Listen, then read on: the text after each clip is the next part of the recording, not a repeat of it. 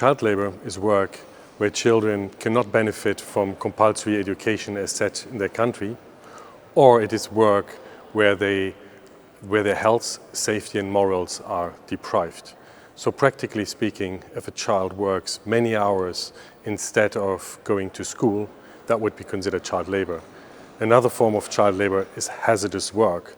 If children in agriculture, for example, are spraying pesticides or are climbing high trees or are on a small canoe out on the sea, that would all be considered hazardous child labor. Well, the latest estimates that we have from the ILO show that about 60% of all child labor, and that means about 98 million girls and boys, are in child labor in agriculture. So that's quite a lot. The majority of child labor is in agriculture, including not only crop production, but also forestry, fisheries, aquaculture or livestock. One of the root causes of child labor is household poverty. So if agricultural programs, food security programs, or poverty reduction programs are simply more sensitive to those households in which child labor occurs or which are vulnerable to making use of child labor, then we could go a long way. These programs could help to raise the income at the household level and therefore provide the economic means for parents, for guardians to send their children into school instead of sending them to work.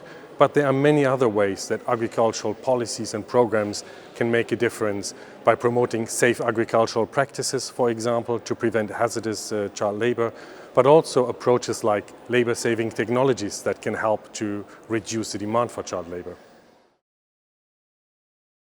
The FAO-ILO e-learning course on ending child labor in agriculture will help agricultural stakeholders to become more aware of the problem of child labor, but it will also help them to develop very job-specific capacities to understand what each and every stakeholder can do in their specific job to help preventing child labor in agriculture. For example, an agricultural researcher will learn how their research on labor-saving technology or safe agricultural practices could make a difference. An agricultural policymaker might learn what the main arguments are to spending money on child labor prevention, because they will realize how important it is actually for the agricultural sector itself that child labor will be prevented, because we want innovation in agriculture. We need an educated workforce, for example. But also others, like agricultural statisticians, have a role to play, or agricultural program implementers, or those in charge of monitoring and evaluation and impact assessment. So this course provides a wide range of knowledge and skills that are very job-specific to different groups of agricultural stakeholders. So having this knowledge, agricultural stakeholders can better join others, like the labor stakeholders, education stakeholders, those in charge of social protection, to play their specific role in the contribution to preventing child labor in agriculture.